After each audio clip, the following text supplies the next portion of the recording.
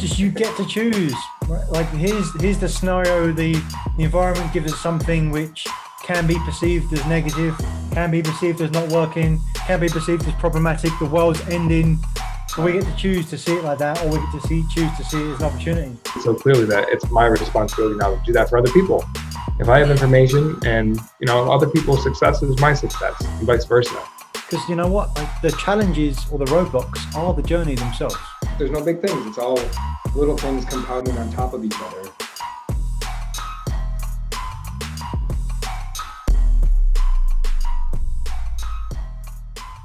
When Jeff Krukin was a child, he would lay on the grass in the backyard at night and gaze at the moon, so wanting to be there. Space exploration, settlement, and development are in his DNA.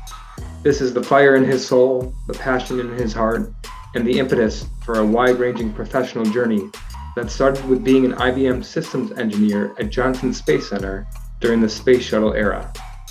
Other roles, past and present, include chairman of ProSpace, a key player in the 2004 passage of the Commercial Space Launch Amendments Act in Congress, executive director of the Space Frontier Foundation, and co-manager of the New Space Business Plan competition at the Center for Space Commerce and Finance, and more.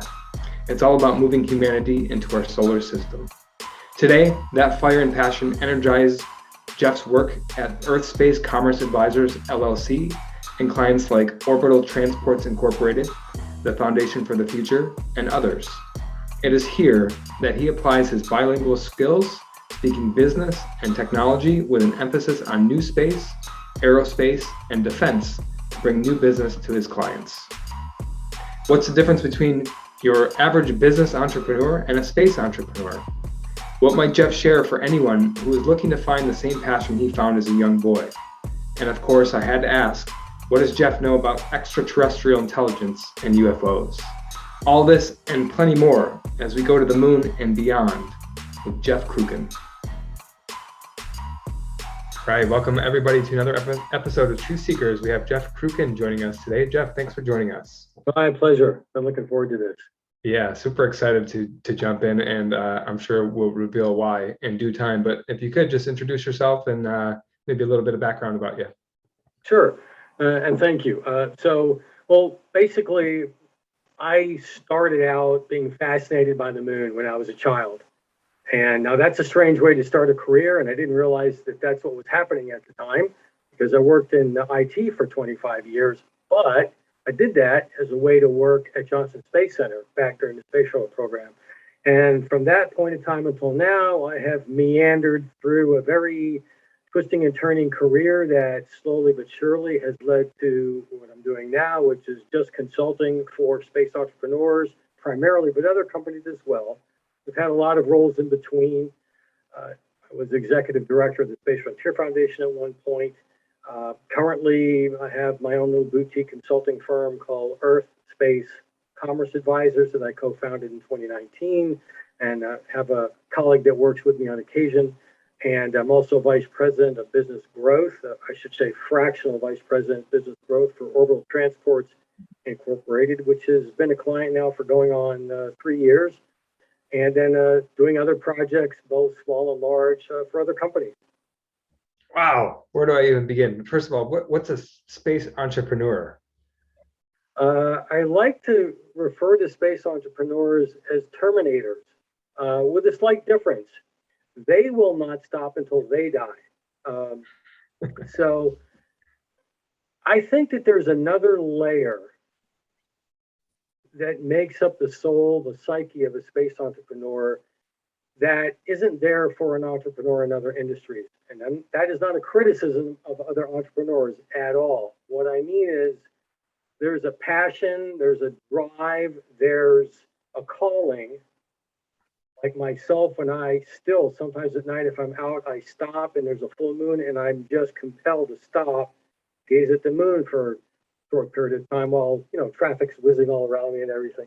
So there is that, I think, that marks a distinction in space entrepreneurs. They're compelled to do something to help move humanity out into the solar system, and that can take many different forms in terms of different types of business. So I think that is a really clear distinction, if that answers your question. It does, but it leads to so many more. All right, so we'll do a part 2 of this. Well, I think it's so cool. It just speaks to a whole bunch of principles that Coach Nick and I espouse so many times on this episode or on this podcast about pausing and taking a look around, being present with your surroundings. But there's so much more to it. It's like just being awestruck with the universe and where we find ourselves. And I think we don't even have to have a conversation about space to do that, but space is just like a whole nother dimension about that. So I'm curious to get Coach Nick's thoughts on that, because there is like just the normalcy of extraordinary, and then just more layers on top of that. Absolutely. And I have to ask, Jeff, if you wouldn't mind sharing in all your exploring, if you will, and you said it's about having a space entrepreneur being pushing humanity to the solar system. What would you say is the thing that you're proud of the most, or your biggest contribution to doing that? I would say that my 3 years as executive director of the Space Frontier Foundation, and I say that for a couple of reasons. On a personal level, it was very rewarding because I had never done anything like that before. I had been a member of that organization for many, many years. I had, as a volunteer, I'd run conferences, did a lot of other projects and such. So everyone in the leadership of the organization knew who I was, and they knew the things that I had done and what I was capable of doing. When I set out to create this new consulting career in 2004 at some point, I ended up toward the end of that year, and I wasn't looking for this, getting a call from the chairman of the Space Frontier Foundation, Bob Werb at that time. He was one of the 3 founders, telling me that they had raised sufficient funds to hire a full-time executive director, and they wanted me to do that. So my first reaction was, wow. My second reaction was, okay, I've never done anything like this. Give me a day to think about this. I very quickly realized I need to do this. I need to do this because I'll learn things that I've never learned before. I'll have an opportunity to have an impact on an organization that I care deeply about. And it was basically the universe coming to me and saying, this is a place that needs you. And I thought, what better way to start a consulting career than go where I'm needed and being asked to do something? And when I really got in touch with that, it was very easy to say yes. So that's why, that's my answer to your question, Nick, on a personal level. On a professional level, I am extremely proud of what I accomplished in that role in 3 years, leading a team of volunteers as well as a couple of employees on and off during that period, and taking what was essentially a grassroots organization that was amazing for being a grassroots organization.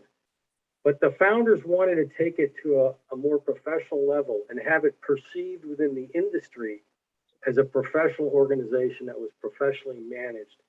And I feel like I really accomplished that.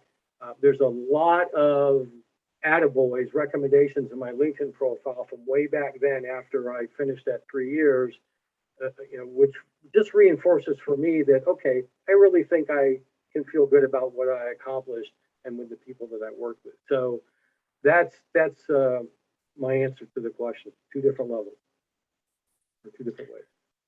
I appreciate that so much. So part of what I heard you say, Jeff, was, I'll learn new things in this environment, like deciding whether or not to take this role, right? I'll learn new things and I'll make an impact. And I think, part of what we talk about is playing like a kid and always being curious. And I mean, it's like a hack to do that in the space environment, because there's so much to know, right? It's always, every day, every second is like, oh, isn't that cool? Oh, look at that. That's cool. That's cool. But meanwhile, like having a mission and trying to make an impact as well. I'm just wondering, what are some of the things you have to be aware of on that journey along the way to make sure that you're still being productive or still being focused on the goal, what you're trying to achieve? And then also, if I can add to that, like, what are some of those goals? Is it something people have ever done before? Are you doing like new things all the time, or what does that look like? So to the first question that you asked, what do you need to be aware of? What do you need to pay attention to? Right before, maybe 6 months or so before Bob called me, I had completed an experiential leadership training course over a 6-month period. This is what brought me to Chapel Hill, North Carolina, where I live now and ended up staying. And going through that process was a significant impact on my really getting in touch with what am I here to do? I mean, it took me to a whole nother level beyond that, being a kid lying in the backyard at night, gazing at the moon just because I needed to and didn't know why. And that was a key step in helping me understand that go where I needed comment I made. Because one of the books I read in that program called Synchronicity, I forget the full title. And that was my first time reading about the concept of if you're really clear who you are and what you want to do and what your role is in this life, and you move through your life really clear on that, then the universe will bring people to you, events to you, whatever that will help you along your journey. And when I got that phone call from Bob, it was like, wow, this is a perfect example of that. So I think there's a be aware on things that come to you like that you're not looking for because you don't know to look for them. And I would say that's maybe more, an emotional or more of a spiritual kind of connection with the world, with the universe. But then there's the very rational part of, so I say be aware, that's more of a passive activity. But I think there's also the more rational, pay attention, actively focus, actively thinking about what can you specifically do, what decisions can you make that will forward you along now that you have a clear sense of what you want to do and what you want to accomplish and why you're here. And so there's that active decision-making process as well that I think any entrepreneur will tell you every day, and whether it's a space entrepreneur or any other, every day you're actively needing to think about, okay, what I have 1 billion decisions I need to make today. I can't do that. What are the top 5 things I need to think about from the moment I wake up, and have my first of 12 espresso shots for the day? So there's that really active thoughtfulness that I think is really important as well. I believe Coach Nick and I are always interested in book recommendations and reading, and we always test each other. I think, is that Carl Jung? I'm pretty sure I have that book. I mean, there may be more than one book. The one I'm referring to is written by Joseph Jaworski. Okay. You got that book, Coach? I do not. Feverishly taking notes as we speak. Okay. Now, you asked the second question, and of course I've forgotten what that was because I got so wrapped up in the first one. Yeah, just about the types of goals or things that you're set out to accomplish with these missions. Well, I mean, so the broader goal is I want to play a role in moving humanity into the solar system, right? I know I'm not going to do it all myself. And boy, that reminds me of a story from back when I was working at IBM at Johnson Space Center. We can come back to that if you want. So I absolutely understand. I came into this as an outsider. I'm not an aerospace engineer. I'm not a mechanical engineer. I did not, both either my bachelor's or master's degree were not all about what do I need to study to work in the space industry, right? This was not a planned path from high school or college. So, I realize that I need to continuously be learning. Not only to be effective for my clients, but just my own pleasure of learning because I'm so fascinated by technology in general, and then specifically the technology in this industry that's got to do with whether it's satellites or launch vehicles and how they are used.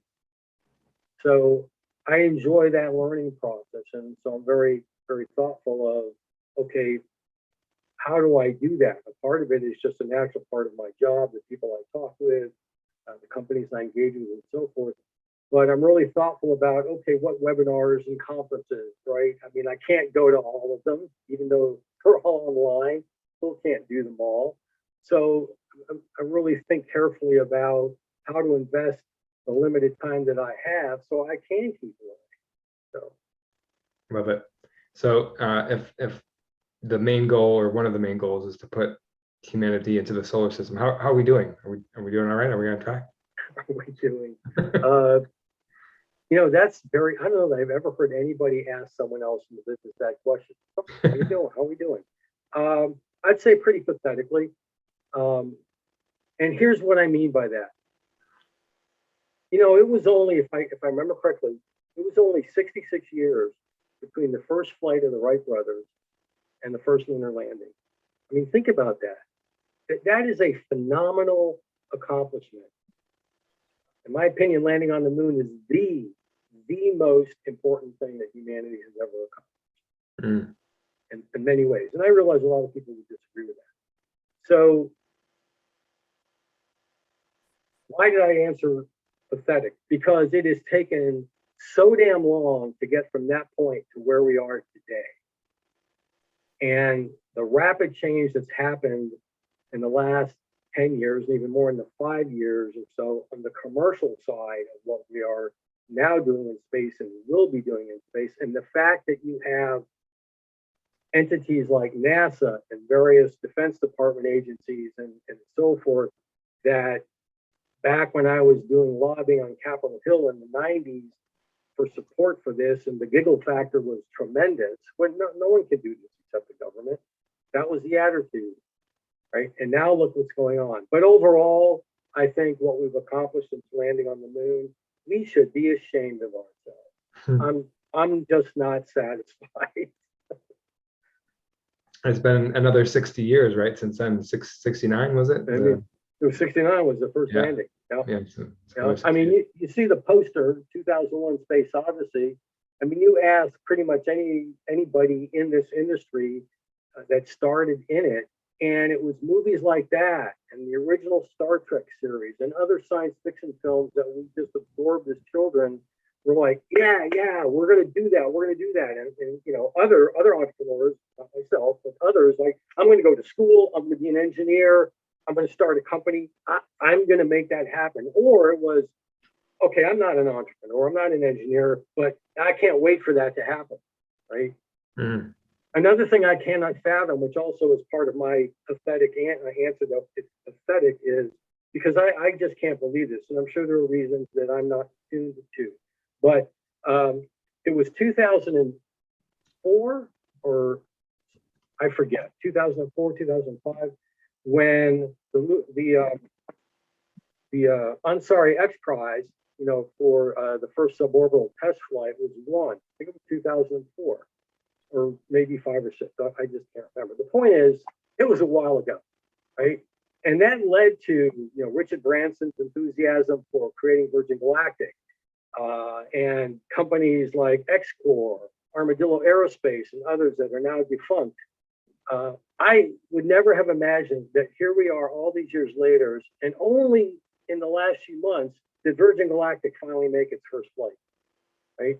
There have been various setbacks, so on and so forth. So that's another reason I gave the answer of pathetic. It's just taken too damn long, and I'm impatient. I can hear that. Does that come across? That passion isn't dying, is it, Jeff? It keeps on. It's a funny thing. It tends to keep on growing. It's amazing just hearing the things you say and the context that you drive. It's not something I think about very often, so it's cool to kind of draw some of that contrast. But if I may, I'd like to bring it back to the starting point, if you will, around the drive of being a space entrepreneur and knowing that that's something that you always wanted to do, and having, you said it talked about a clear role which creates the focus, and we know that wherever we focus on is what we get, and you see those things and those things appear, like you've got a drive to do something and you're going towards it, suddenly all these different opportunities open up. And so I'd like to just think about this in a couple of ways. I'd love to get your thoughts if we may. First of all, for you, do you ever remember a point when it wasn't about that? Meaning were you scattered? And then for others that perhaps don't have the thing that comes and hits them in the face as the thing to drive towards, what might you offer them as a suggestion to, quote unquote, find it? So to answer your first question, and also correct a little bit the statement you used to lead into this wasn't something I always set out to do, or something to the effect that you said something like that, because I didn't understand what was going on when I was a child, like I described. And I also knew very quickly, by the time I was done with high school, mathematics is not my forte, right? So I knew I wasn't going to be an astronaut, wasn't going to be an engineer. That's just not, my brain isn't wired that way. Being trained as an IBM systems engineer, did a lot of rewiring of my brain, which I'm grateful for, on the more data-oriented, logical side. So there was something inside me driving me that I was completely unaware of, right? And at some point that converged with 2004, and I started thinking about, there's this emerging entrepreneurial space industry. I've known about it since the late 1980s. I've been involved with it tangentially, but I felt like 2004, 2005, it had reached a point where this is really going to happen. Hadn't reached the point that I thought it had, but I thought, okay, that's the first time in my life. That's the point where I changed course and decided, for several reasons, it's time to put my IT career aside and take this passion that I have and create a new career out of that, because I see things happening and I think now's the time, now being 2004. And I had no clue whatsoever how I was going to do that, or how difficult and challenging and anxiety producing and frustrating that journey was going to be. So that was one of the pivot points.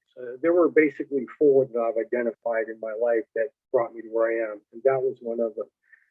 To your second question, Nick, let me ask you, were you asking for those who don't have it, don't get it? You mean just entrepreneurs in general, or right? Just entrepreneurs, not just space entrepreneurs. Although my answer would be the same. I guess my answer would be the same.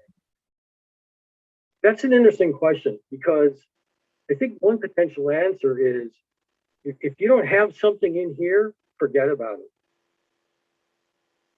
And why do I say that?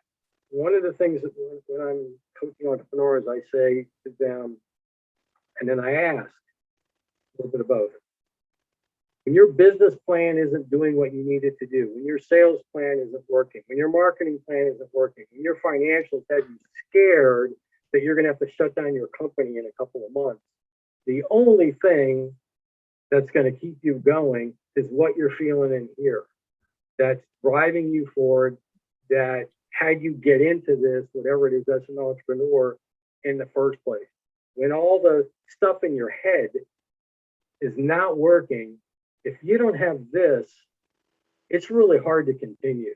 So I say that as a preface to answer your question in a different way. Okay, if you don't have that, like I'm saying, you really need to seriously think about, is being an entrepreneur right for you?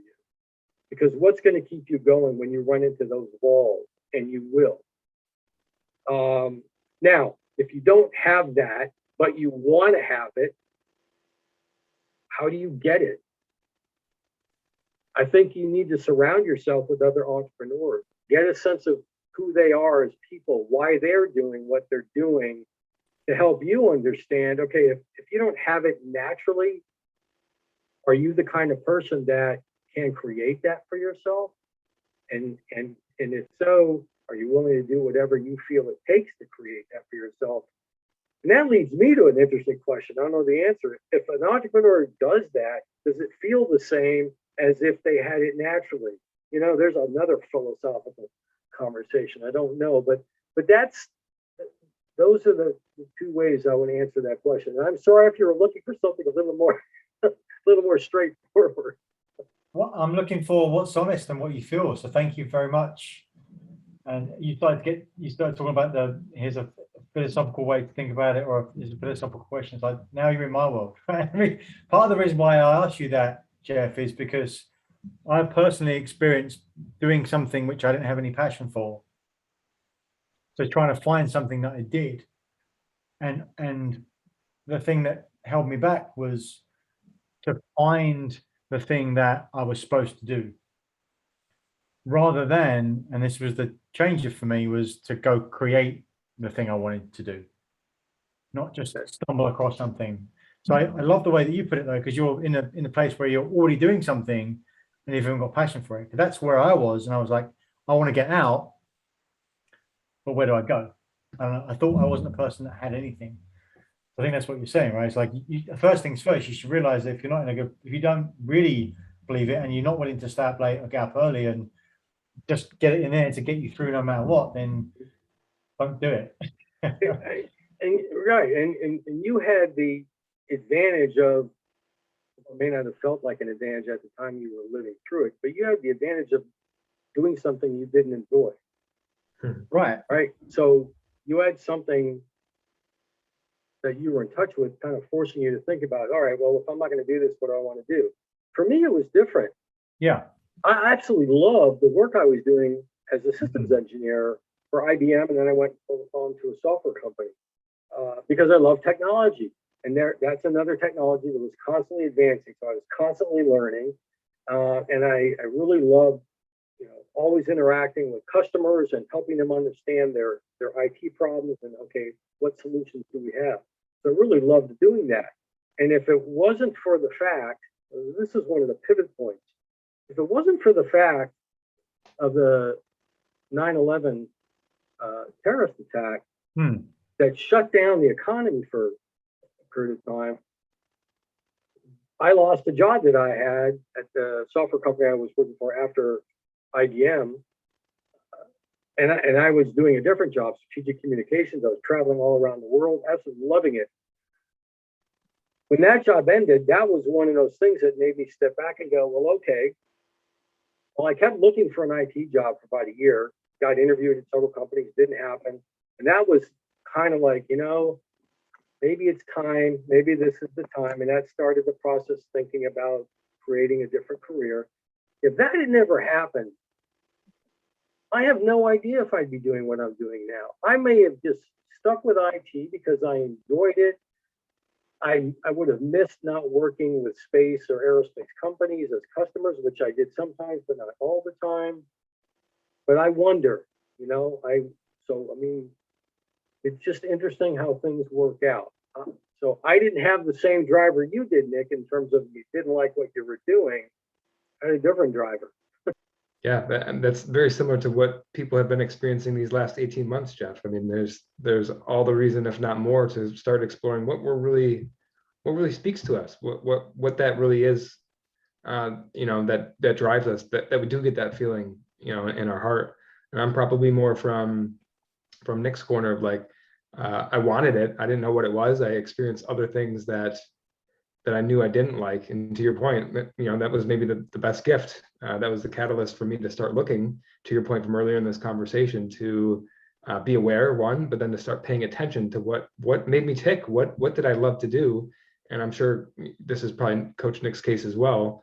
In the meantime, while I was looking for that, I was building up my skill set for coaching, what I would actually be delivering to people and helping in my coaching practice, which is all kind of like this, it's the synchronicity stuff that you spoke to earlier. So, I think it doesn't matter how you get there, is just don't settle until you do. And you'll know when you get a little taste of it and then you go back to something else, it's just not good enough. You need that in your life, and you'll do anything to get it. And to your point as well, it takes time. So there's a patience realm in there as well, to learn that virtue and to be patient and let it come to you into your life, and recognize those opportunities, those people, those events. And to your point, start surrounding yourself with others who have it. And then all of a sudden you'll be more attracted to whatever that thing is for you. It's interesting your comment about your path to this and so forth, because it reminded me of, after doing this for about 10 years and trying to accomplish certain things in North Carolina and getting nowhere, I built up a pretty good group of people who understood the message I was bringing and what I was trying to accomplish, and they did everything to help me, to introduce me to the right state and local economic development and political leadership. But ultimately, I did not accomplish what I set out to do in North Carolina. And after 10 years, I was just kind of drained. and I needed to step away from it for a while. And I did step away from the space consulting and so forth, and just not sort of, went back and worked for a while in something that was adjacent to IT, although I had some aerospace as customers. So it's kind of still there, but not like I had been for 10 years. And I realized I was so burned out after that 10 years and drained and disappointed that for a while I didn't really miss it, not being directly involved with the space industry. And one of the things that brought me back to that was, again, one of those chance conversations with someone who knows me, who said, while you're doing all this other stuff, don't let go of that space stuff that you have in here. And I looked at him and I said, and that was kind of a rude awakening for me. I looked at him and I said, no, you don't understand. I don't have a choice. It will not let go of me. And I hadn't felt that way for a couple of years, hadn't thought about it like that. And that conversation kind of made me later on go like, kind of pulled me back. And you can't ignore it. You can't ignore it. I love it. Yeah. If you do, you pay a price, but you also pay a price for being compelled to do something also. Yeah. And that's another conversation around surrender and just accepting what's there, right? What is it? What is that thing? And just doing more of it. Mm-hmm. All right. So Jeff, I could chat for hours, and we might have to grab more time after this off camera, but let's start to grab some takeaways. We'll start with Coach Nick first. Something you're taking away from our conversation today. For me, it's got to be the essence of finding the thing that you want and just going after it and knowing that it's always there if you follow it. Even if it's the thing that you're not doing at the moment, like there's something in there, it's kind of ingrained in you. And I believe that's a selection of different things. Something you pick, something that's ingrained, something that gets plastered on you at a very young age. But either way, something always to follow. It's playing around with that. How can I best express that? And going down the journey, you never know what happens, except that good things will. Yeah, so my takeaway is, this is a business podcast, and simple secrets of the successful. We didn't talk about money once, and I love that, because money or ways to support yourself will always follow when the actual reason that you're doing things, which is following your heart. And I like that we didn't talk about that today, and it's more about the other stuff, because that's what true happiness is about. That's what true passion is about. And to find practice or a field like you have, Jeff, where you're just in that state of awe and learning something every day, I think is a serious life hack that maybe people watching this need to pay a little bit more attention to. So I'll give you the last word, Jeff. Something you're taking away from today, or advice you might give, or how do you want to leave off today's conversation? Well, two things. What I take away from this is I've had the pleasure of chatting with two young men who get it in terms of how you really navigate, ideally, I think, navigate life personally and professionally. It should all be intertwined. It's all who you are.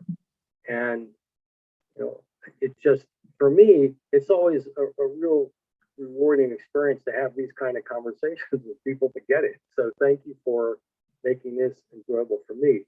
And what you were just, really what both of you were saying reminded me of a real simple phrase. One of the things I learned in that experiential training that I mentioned. So it's called be, do, have.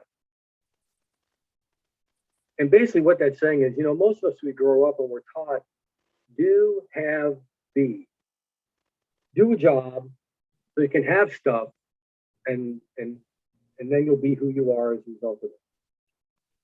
But the whole point of this training, which was also summed up by, are you willing to give up who you've become to be who you really are? And how do you do that? And so be who you really are, do what you really love to do based on who you really are, and you will have the things that you need. Doesn't mean you're going to be wealthy, but you'll have what you need.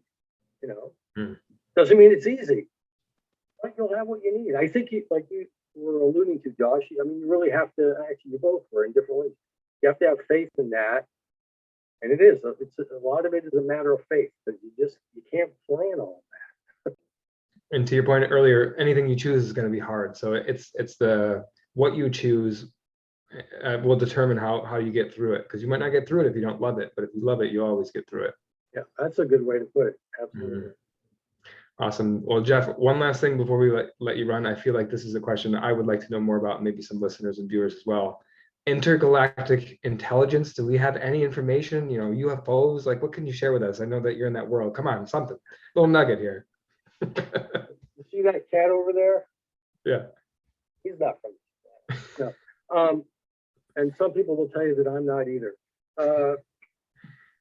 I was really fortunate to get to know one of the Apollo astronauts really well. Have him over here for dinner a couple of times before he recently passed away. And Edgar Mitchell, which I'm referring to, I forget what the Apollo mission was. And we also, by the way, also at the dinner table with us was Walter Koenig, who played Chekhov on the original Star Trek series. You guys might be so young you've never watched the original Star Trek series. But the wonderful conversation, and Edgar Mitchell, sat there and just, in a very calm, serious manner, said, there are extraterrestrials here.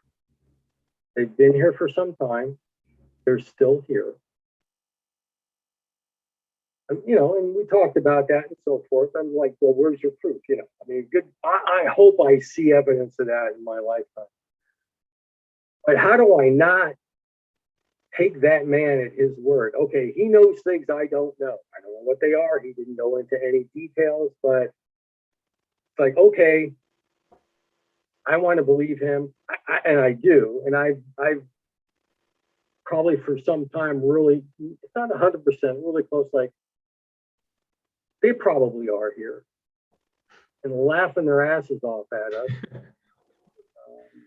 And I hope that there is some kind of intelligent life out there that we contact, because I'd love to see what the impact of that is in so many different ways. I think it's going to be astounding that if we do find some type of single cell microbial life on Mars or on Europa, or I forget the moon that's frozen and has, that's Europa. And then there's another moon, I think of Saturn, that is considered a likely place. If we find evidence that there is some form of simple cellular biological life on another world, oh my. The changes that is going to bring, and not easy ones in terms of how humanity thinks about itself. So I really hope that does happen. I would really love for that to happen. And I'd be stunned if there isn't some form of life, even if it's just, single cell, and that's all there is on a couple moons or another planet in our solar system. There's all those billions of stars and billions of galaxies. So, and if they ask me to go visit, I will. I love it. Well, I think statistically speaking, right, if you talk about chances or whatever, 1 in a billion, 1 in X number of X billion, there's that many universes and stars out there, right? So statistically, there has to be somewhere. It's just like a matter of time. But anyways, like I said, we could keep talking about this. Maybe Coach Nick and I will start a space podcast as a spinoff of this. Coach, I'll hit you up after this. Yeah, okay. But either way, Jeff, thank you so much for joining us. Really appreciate this conversation. It's awesome. Thank you. Thank you. Jeff. It's been most enjoyable. Thank you for watching another episode of Truth Seekers. We appreciate your interaction. So please comment, like, subscribe to YouTube, Apple Podcasts, or Spotify, wherever you get your podcasts. And if you want more, check out some of our links. Links to our masterclass, The Achiever's Mindset, and come join our LinkedIn group. And what do you want to see more of? Remember, we're here to share the simple secrets of successful. So help us do that. What do you want to see? What do you want to see more of? Thanks, and see you again next time.